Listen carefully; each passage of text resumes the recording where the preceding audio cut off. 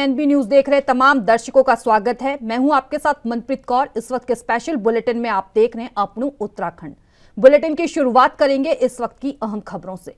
विभिन्न संगठनों की मांग के बीच मुख्यमंत्री पुष्कर सिंह धामी ने 4% बढ़े हुए महंगाई भत्ते की पत्रावली को अनुमोदन दे दिया है। इससे पहले दिन में उत्तराखंड अधिकारी कर्मचारी शिक्षक समन्वय समिति ने मुख्यमंत्री से महंगाई भत्ता बढ़ाने की मांग की थी। केंद्र के समान महंगाई भत्ता 4% बढ़ाने की मांग कई माह से चल रही है। शुक्रवार को मुख्यमंत्री ने इसकी पत्रावली पर अनुमोदन दे दिया। अपर मुख्य सचिव वित्त आनंद वर्धन ने बताया कि मुख्यमंत्री का अनुमोदन मिलने के बाद जल्द ही आदेश जारी कर दिए गए हैं। सचिवालय संघ ने मुख्यमंत्री का आभार जताया।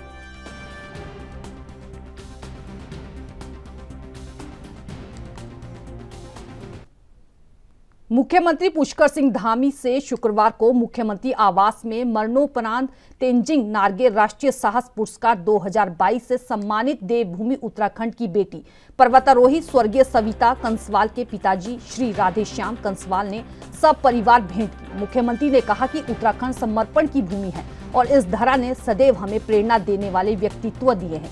स्वर्गीय सविता कंसवाल और उनका पूरा परिवार भी इस गौरवमयी यात्रा के अभिन्न अंग है। उन्होंने कहा कि यह पूरे प्रदेश के लिए गौरव की बात है कि उत्तराखंड की बेटी को साहस दृढ़ संकल्प के लिए राष्ट्रीय गौरव स्वरूप राष्ट्रीय साहस पुरस्कार से सम्मानित किया गया। मुख्यमंत्री ने कहा कि स्वर्गीय सविता कंसवाल प्रदेश के युवाओं के लिए सदैव प्रेरणा पुंज के रूप में बनी रहेंगी।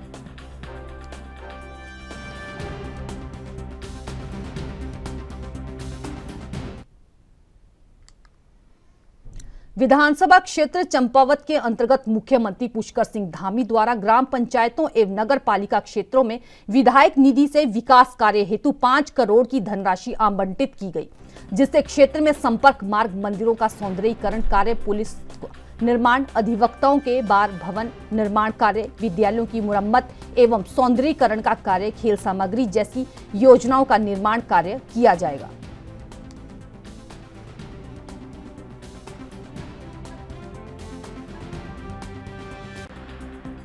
हमारे प्रदेश के ऊर्जावान युवा मुख्यमंत्री आदरणीय पुष्कर सिंह धामी जी द्वारा वर्ष 2023-24 की विधायक निधि जारी कर दी गई है।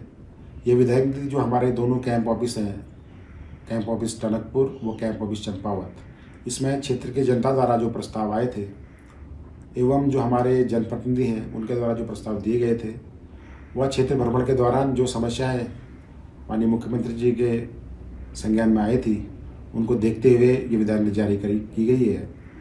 और इससे पूर्व 2022-23 की 3 करोड़ 75 लाख की जो विधायक निधि थी, जो कि हमारी सभी 113 ग्राम सभाओं व हमारे स्थानीय जो नगर निकाय हैं उनमें बैठक के माध्यम से हमने ये प्रस्ताव प्राप्त किए थे, उसका भी लगभग उपयोग हो गया है। और माननीय मुख्यमंत्री जी ऐसे प्रथम विधायक हैं जिन्होंने अपने विधानसभा क्षेत्र की संपूर्ण 5 करोड़ की विधायक निधि जारी कर दी है। बढ़ते हैं अगली खबर की तरफ। मिशन 2024 के लोकसभा चुनाव को लेकर हर पार्टी अपनी तैयारियों में जुटी हुई है। इसी के क्रम में मुरादाबाद रोड स्थित लोक निर्माण विभाग के अतिथि गृह के प्रांगण में समाजवादी पार्टी कार्यकर्ताओं ने समाजवादी छात्र सभा प्रदेश अध्यक्ष ओसियन सिंह यादव का काशीपुर पहुंचने पर खैर मकदूम किया। इस अवसर पर पत्रकारों से वार्ता करते हुए प्रदेश अध्यक्ष ने कहा कि आज काशीपुर में कार्यकर्ता सम्मेलन रखा गया है। कार्यकर्ता सम्मेलन में बोलते हुए प्रदेश अध्यक्ष ने पत्रकारों को बताया कि समाजवादी पार्टी उत्तराखंड प्रदेश में 2 सीटों पर चुनाव लड़ने जा रही है, जिसमें हरिद्वार और नैनीताल जिले शामिल हैं। उन्होंने बताया कि इस बार समाजवादी पार्टी विपक्षियों को करारा जवाब देगी। साथ ही उन्होंने कहा कि आदरणीय अखिलेश यादव चुनाव को लेकर कार्यकर्ताओं में अभी से ही जोश भरने का कार्य कर रहे हैं।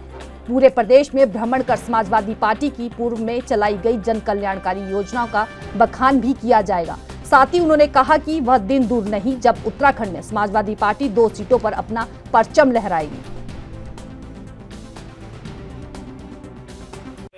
हमारी पार्टी तैयारी कर रही है। एक आपका हरिद्वार लोकसभा हो गया और दूसरा आपका नैनीताल लोकसभा हो गया। इन 2 सीटों पे पार्टी तैयारी कर रही है और बाकी का आगे का फैसला हमारे राष्ट्रीय नेता माननीय अखिलेश यादव जी लेंगे कि पार्टी को लड़ना है कि नहीं लड़ना है, क्योंकि इंडिया गठबंधन भी हो रहा है तो उसमें किस तरीके से शेयरिंग होगी उसका फैसला हमारे राष्ट्रीय अध्यक्ष जी लेंगे। हमें जो कहा गया है 2 सीटों पर तैयारी करने के लिए हम लोग उस पर लगे हुए हैं, काम कर रहे हैं। संगठन को मजबूत करने का काम कर रहे हैं। तो आज आपका भ्रमण कहाँ कहाँ पर है? आज हमारा काशीपुर में है। आज हमारा कार्यकर्ता सम्मेलन भी है और साथ में हमारा एक मुबारकबाद संदेश भी, जिसमें हमारे भाई साहब हैं, इनको महासचिव बनाया गया युवजन सभा का। आज हम अपने जिला अध्यक्ष हैं, उनको जिला अध्यक्ष बनाया, प्रदेश सचिव हैं। कुछ लोगों को हम लोग मनोनयन पत्र देंगे और अपने कार्यकर्ताओं से मीटिंग करेंगे, इनकी समस्याएं जानेंगे और इनके बीच में लगातार काम करने का काम करेंगे, पार्टी को मजबूत करने का काम करेंगे।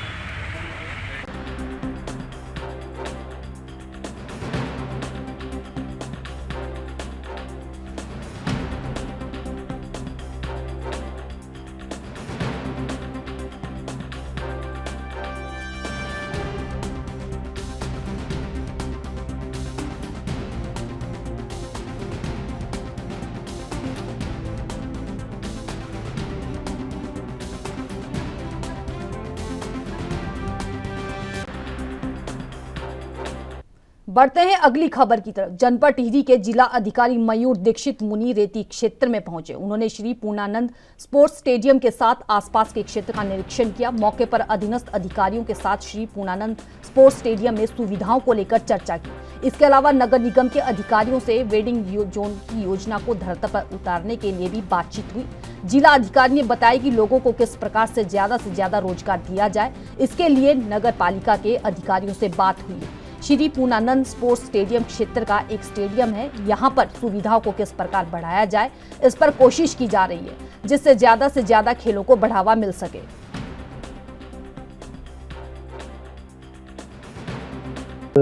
हमारा एक प्रोसेस चल रहा है जिसमें यहाँ पर और सुविधाएं कैसे खेल की बढ़ सकती है उसको प्लान किया जा रहा है। बैडमिंटन कोर्ट है, फुटबॉल ग्राउंड है, अन्य चीजें भी हैं, तो उसको प्लानिंग की है। साथ ही मुनि की रेती में नगर पालिका की तरफ से क्या क्या और कार्य हो सकते हैं, जिसमें लोगों का वेंडिंग जोन है जिससे कि लोगों को रोजगार के अवसर मिले, और साथ ही ब्यूटिफिकेशन के क्या क्या कार्य हो सकते हैं, उस तरह के सारे कार्यों का निरीक्षण किया है और आने वाले कुछ समय में उनको धरातल पर उतारा। पौड़ी जिले के यमकेश्वर विधानसभा के विकासखंड मुख्यालय द्वारीखाल में 3 दिवसीय क्षेत्र पंचायत सदस्यों और ग्राम पंचायत सदस्यों के राष्ट्रीय ग्राम स्वराज अभियान परीक्षण का कार्यक्रम आयोजित किया गया, जिसका प्रमुख महेंद्र सिंह राणा ने दीप प्रज्वलित कर शुभारंभ किया। बता दें कि इस दौरान गढ़वाल ट्रैक ग्रुप मुक्ति बोध के कोषा अध्यक्ष प्रभाकर गौड़ एवं उनकी टीम तथा जनप्रतिनिधियों एवं स्थानीय लोगों ने फूल मालाओं एवं बुके देकर प्रमुख का हार्दिक स्वागत किया। बता दें कि गढ़वाल ट्रैक ग्रुप मुक्त बोध पौड़ी द्वारा विकासखंड द्वारीखाल में राष्ट्रीय ग्राम स्वराज अभियान के अंतर्गत विकासखंड स्तर पर परीक्षण दिया जा रहा है, जिसमें क्षेत्र पंचायत सदस्यों, प्रधान ग्राम पंचायत वार्ड सदस्य, रेखीय विभागों के अधिकारी द्वारा प्रतिभाग किया गया। तो वहीं परीक्षण में गढ़वाल ट्रैक ग्रुप के कोषा अध्यक्ष प्रभाकर गौड़ ने सतत विकास लक्ष्यों के बारे में जानकारी दी।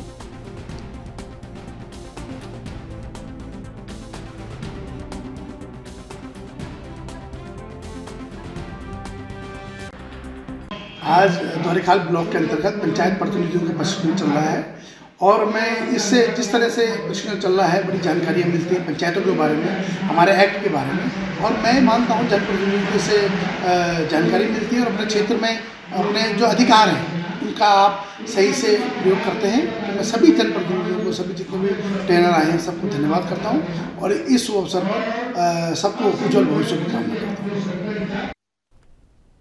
बढ़ते हैं अगली खबर की तरफ। मकर संक्रांति स्नान पर्व को लेकर पुलिस प्रशासन ने पूरी तैयारी कर ली। आज हरिद्वार के ऋषिकुलम ऑडिटोरियम में स्नान पर्व की ड्यूटी पर तैनात किए गए पुलिसकर्मियों की ब्रीफिंग की गई। हरिद्वार के एसपी सिटी स्वतंत्र कुमार ने सभी पुलिसकर्मियों को ड्यूटी पॉइंट के बारे में विस्तार से जानकारी दी। एसपी सिटी ने बताया कि पूरे मेला क्षेत्र को 7 जोन और 17 सेक्टर में विभाजित किया गया है। पर्याप्त संख्या में पुलिसकर्मियों की तैनाती की गई। साथ ही उन्होंने बताया कि भारी ठंड को देखते हुए हर की पौड़ी पर एम्बुलेंस भी तैनात रहेगी और भीड़ का दबाव बढ़ने पर ट्रैफिक डायवर्जन प्लान भी लागू किया जाएगा।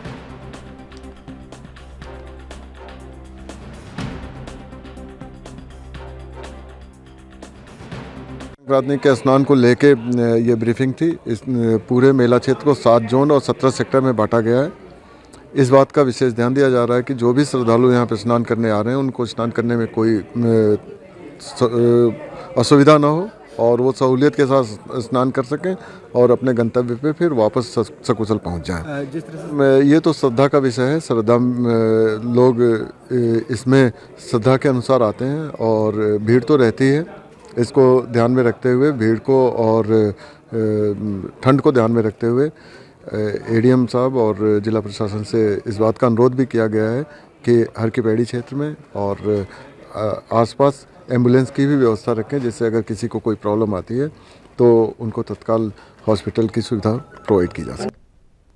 बढ़ते हैं अगली खबर की तरफ। उत्तराखंड पावर जूनियर इंजीनियरों ने अपनी 18 सूत्रीय मांगों को लेकर आंदोलन तेज कर दिया है। इसी कड़ी में Uttarakhand power junior engineer association के बैनर तले तीनों निगमों के जेई और एई अधिकारियों ने इसी रोड स्थित यूपीसीएल कार्यालय में सत्याग्रह रखा। इस दौरान संगठन ने सरकार को साफ तौर पर चेतावनी दी है कि यदि उनकी मांगे नहीं मानी जाती है तो आने वाले समय में संगठन के सदस्य सवेरे 9 बजे से लेकर शाम 5 बजे के बाद विभागीय मोबाइल स्विच ऑफ करने से भी पीछे नहीं हटेंगे। वहीं इस बीच संगठन के केंद्रीय महासचिव पवन रावत ने कहा कि अपर अभियंता से 8.33% कोटे के अंतर्गत सहायक अभियंता के पदों पर पदोन्नति की जाना हमारी मुख्य मांग है। साथ ही उन्होंने कहा कि हमारी अधिशासी अभियंताओं को सहायता अभियंताओं के रिक्त पदों पर पदोन्नति की जाने की मांग है, जिस पर लंबे समय से पक्षपात किया जा रहा है। और प्रदेश के सभी डिवीजन कार्यालय में सुबह 11 बजे से 2 बजे तक सभी कर्मचारियों द्वारा मौन सत्याग्रह का कार्यक्रम प्रस्तावित किया गया है।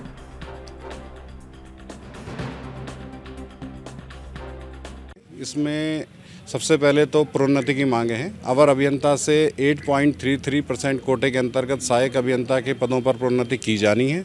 इसके अलावा जो संवर्ग के सदस्य हैं सहायक अभियंता, उनकी अधिशासी अभियंताओं के रिक्त पदों पर प्रोन्नति की जानी है। ये जो दोनों मुख्य मांगे हैं जो कई वर्षों से लंबित चल रही है और हमारे संवर्ग के सदस्यों के साथ इस वजह से पूर्णतः अन्याय हो रहा है, पूर्णतः उनके साथ पक्षपात हो रहा है।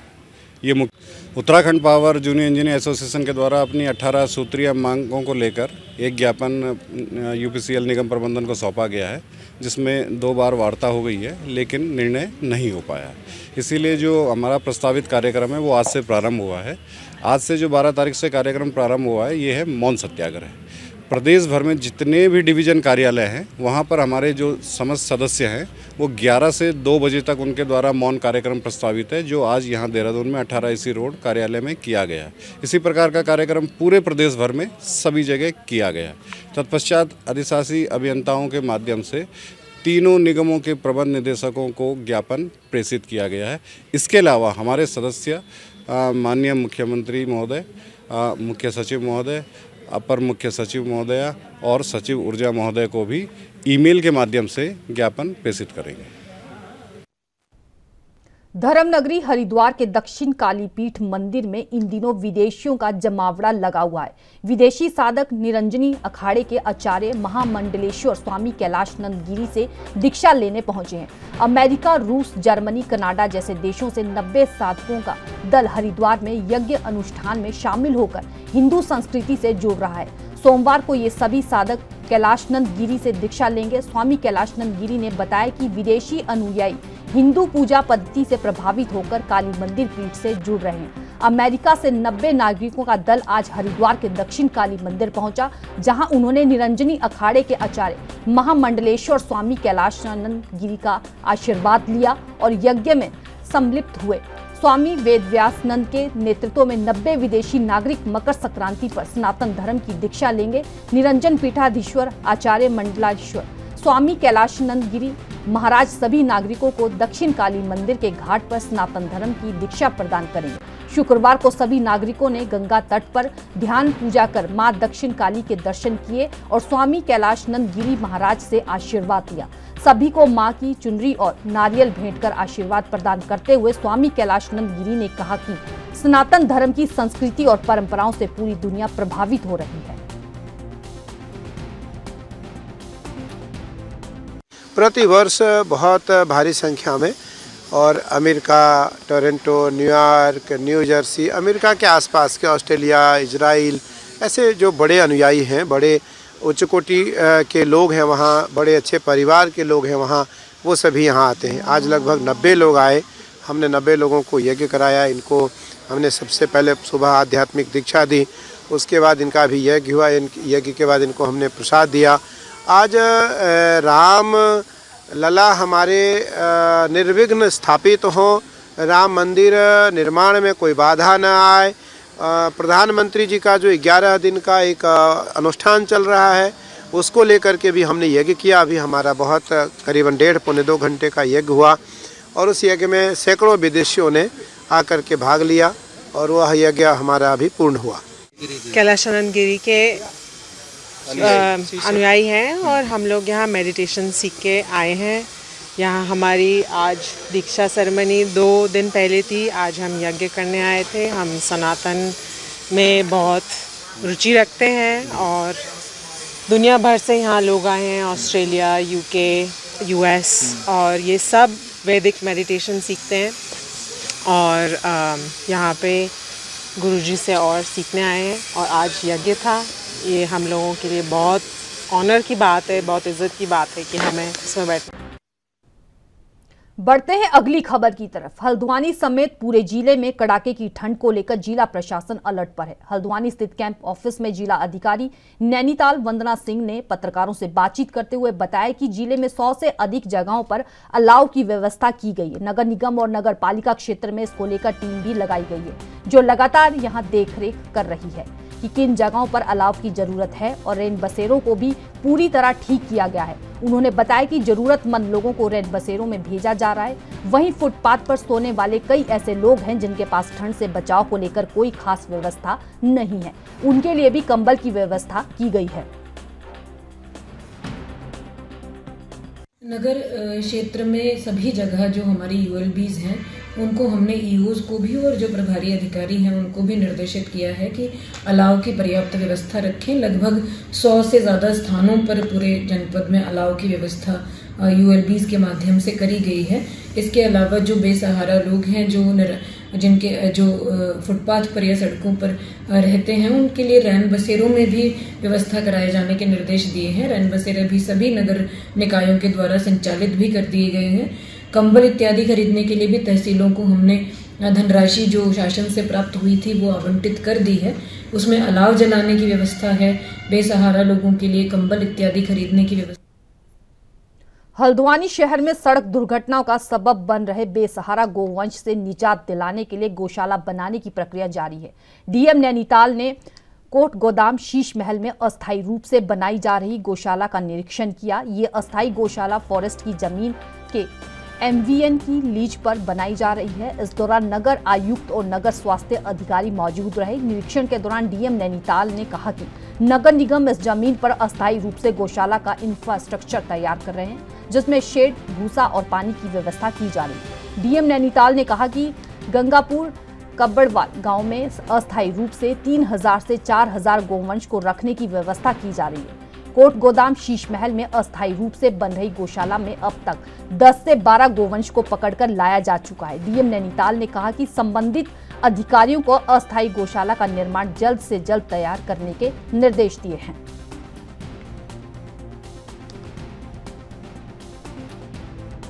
अभी जो हम लोगों का काफ़ी लंबे समय से होमवर्क चल रहा था, शहर में आवारा पशुओं की समस्या है। आसपास के ग्रामीण क्षेत्रों में भी आवारा पशुओं की वजह से काफ़ी नुकसान हो रहा है, एक्सीडेंट्स भी होते हैं। तो उसके लिए गौशालाओं का निर्माण करने के लिए एक हम लोग एक्सरसाइज कर रहे थे सभी क्षेत्रों में। उसमें माननीय न्यायालय में भी बीच में एक रिट याचिका दायर हुई थी और उसके निर्देशों के अनुसार जो स्थायी गौशालाओं का निर्माण होना है उसके पहले तब तक जो भी आवारा पशुओं का एक समस्या का अस्थायी समाधान है, कोई अस्थायी गौशाला संचालित करने के निर्देश प्राप्त हुए थे। तो ये शीश महल में जो KMVN की लीज़ है फॉरेस्ट डिपार्टमेंट के माध्यम से, इस लैंड को इसलिए चिन्हित किया गया था कि जब तक हमारी स्थायी गौशाला नहीं निर्मित हो जाती है अस्थायी रूप से जानवरों को यहाँ पर रखा जाएगा। आज मैंने इस जगह का निरीक्षण किया है। नगर निगम इसमें जो इंफ्रास्ट्रक्चर टेम्परेरी गौशाला के लिए तैयार कर रहा है उसमें बाउंड्री वॉल है जहाँ जहाँ पर थोड़ा सा टूटी हुई है और चारे की, पानी इत्यादि की व्यवस्था है। और क्योंकि ठंड भी बहुत बढ़ गई है तो अलाव जलाने की व्यवस्था और एक टेम्परेरी शेड के निर्माण की व्यवस्था के भी निर्देश नगर निगम को दिए हैं। इसके साथ ही गंगापुर कब्बड़वाल में जो स्थायी गौशाला के लिए भूमि चिन्हित हुई है उसका भी हम लोग आज निरीक्षण कर रहे हैं। उसमें जो कॉन्सेप्ट बनेगा भविष्य में 3 से 4 हज़ार गायों की क्षमता की गौशालाओं के लिए वो भूमि पर्याप्त है, तो उसको हम लोग डिज़ाइन करेंगे और जितना जल्दी हो सके उस गौशाला को आरंभ। फिलहाल मेरे साथ अपनू उत्तराखंड के स्पेशल बुलेटिन में इतना ही। तमाम अहम खबरों के लिए देखते रहिए ANB न्यूज़। नमस्कार।